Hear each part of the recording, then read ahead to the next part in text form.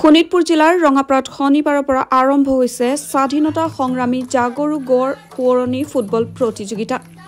বৃহত্তৰ ৰঙাপাৰা অঞ্চলৰ ফুটবল খেলুৱৈসকলৰ প্ৰতিভা বিকাশ কৰাৰ লক্ষ্যৰে দিল্লীৰ বেচৰকাৰী সংস্থা আধুনিক ইণ্ডিয়ান ফাউণ্ডেশ্যন ভাৰতীয় সেনাৰ গজৰাজ কৰ্পছৰ সহযোগত প্ৰতিযোগিতাখনি অনুষ্ঠিত কৰিছে।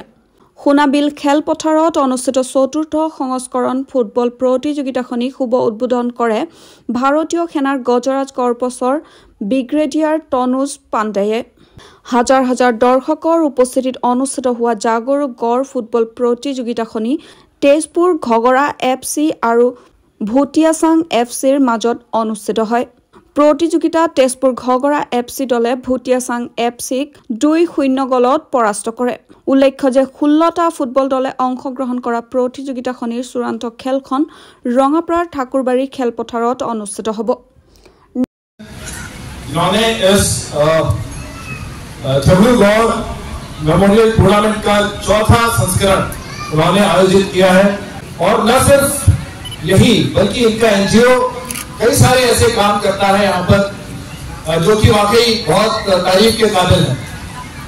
इनका जज्बा, इनका यहाँ के लोगों के लिए प्रेम और उनके लिए कुछ करने का उत्साह, ये इनको सबसे अलग करता है। और हम लोगों ने सोचा, यानी कि गजराज कोर और भारतीय फौज ने सोचा कि क्योंकि ये बहुत अच्छा और नेक काम करते हैं तो क्यों ना इनका साथ दिया जाए और इनके कदमों के साथ कदम मिला के आगे बढ़ा जाए।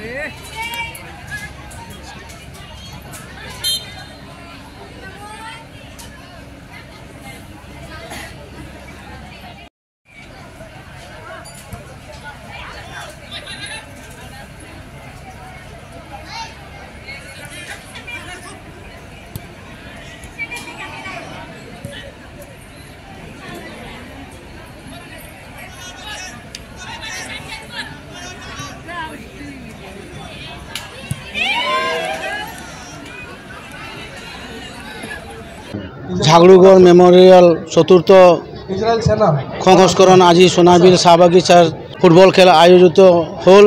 আর এই আয়োজনত আমার ভুটিয়াচাং চাহ বাগিচা আর আমার শোণিতপুর জেলার তেজপুর চাহ বাগিচা দলের মাজত অনুষ্ঠিত হয়ে গেল। আর আমি সকলোৱে এতিয়ালৈকে মানে খেল উপভোগ কৰি আছোঁ।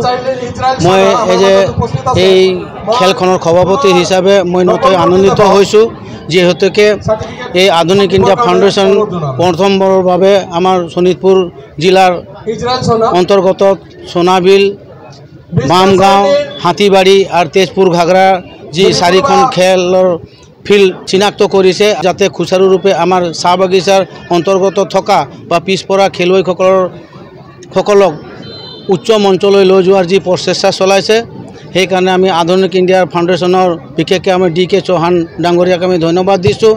মুক্তিযুঁজাৰু জাগৰু গড় মেমোরিয়াল ট্রফি আজি আধুনিক ইন্ডিয়া ফাউন্ডেশন আর আমার ভারতীয় সেনা বাহিনীর সহযোগত আজি আয়োজন করার প্রথম আজি খেল আমি সোনাবিল চাহ বাগিচাত ভুটিয়াচাং চাহ বাগিচা আর তেজপুর ঘগৰা চাহ বাগিচাৰ মাজত প্ৰথম আমি শুভাৰম্ভ কৰিছোঁ। আৰ ইয়াৰ চূড়ান্ত যে খেল হব আমি ঠাকুৰবাড়ি প্লান্টাৰ্স ক্লাবত আমি চূড়ান্ত খেলৰ ব্যৱস্থা আমি আয়োজন কৰিছোঁ।